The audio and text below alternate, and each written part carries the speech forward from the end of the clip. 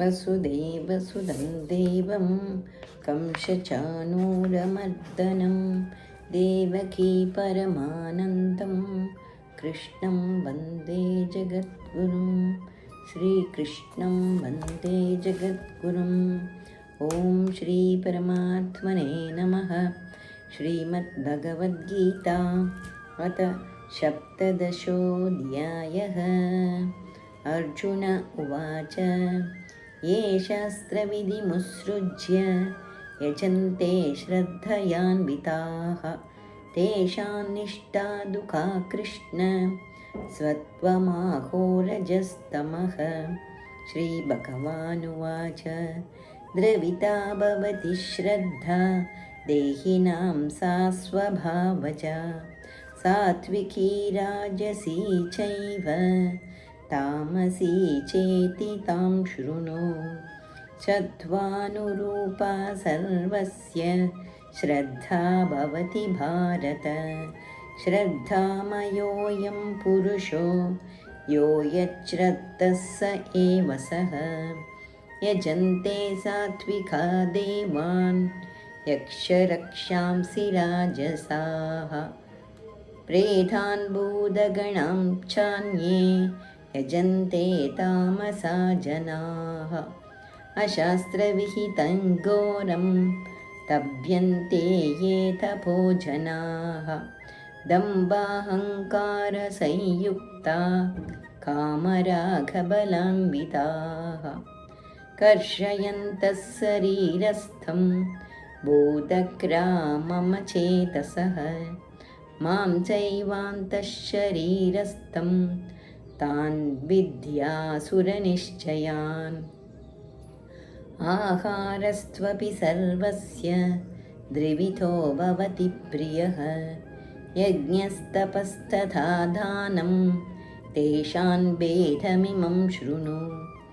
आयुस्सत्त्वबलारोग्य सुखप्रीतिविवर्धनाः रस्यासिक्नाः स्थिराहृत्या आहाराः सात्विकप्रियाः कट्वलं ललवणायुष्ण तीक्ष्णरूक्षविधाहिनः आहारा राजसस्येष्टा दुःखशोकामयप्रदाः यातयामङ्गदरसन् भूतिपर्युषितं च यत् उच्छिष्टमपि सामेध्यं भोजनं तामसप्रियम् अपलाकाङ्क्षिभिर्यज्ञो विधितृष्टो य युज्यते यष्टव्यमेवेति मनस् समादाय स सात्विकः अपि सन्ताय दुफलं तं पार्थमपि चैव यत् युज्यते भरतश्रेष्ठ तय्यज्ञं विद्धि राजसं विधिहीनमसृष्टान्नं मन्त्रहीनमदक्षिणं श्रद्धाविरहितं यज्ञं तामसं परिसक्ष्यते। देवद्विजगुरुप्राज्ञ पूजनं शौचमार्जवं ब्रह्मचर्यमहिंसा च शारीरं तप उच्यते। अनुद्वेगकरं वाक्यं सत्यं प्रियहितं च यत् स्वाध्यायाभ्यसनं चैव वाङ्मयं तप उच्यते।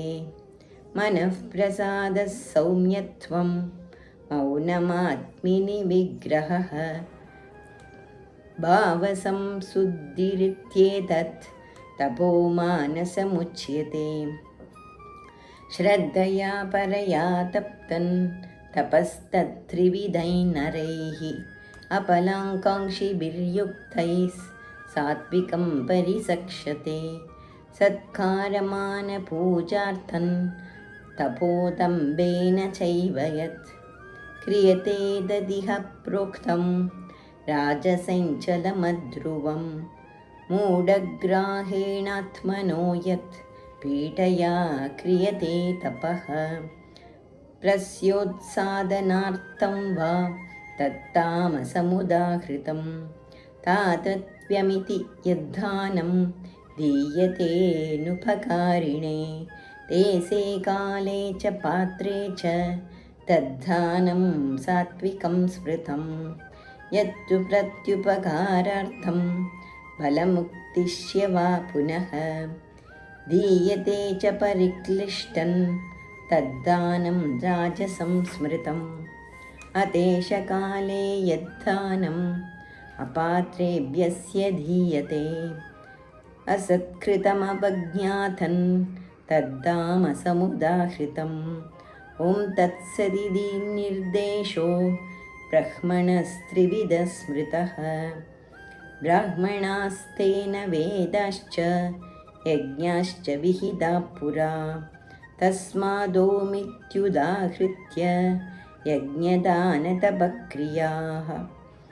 प्रवर्तन्ते विधानोक्ताः सततं ब्रह्मवादिनां तदित्यनपि सन्धाय बलै यज्ञतपक्रियाः दानक्रियाश्च विविधा क्रियन्ते मोक्षकाङ्क्षिभिः सद्भावे साधुभावे च स्थित्येतत् प्रयुज्यते प्रशस्ते कर्मणि तथा सच्चप्तः पार्थयुज्यते यज्ञे तपसि दाने च स्थितिः सतति योच्यते कर्म चैव तदर्थीयं स्थितित्येवाभिधीयते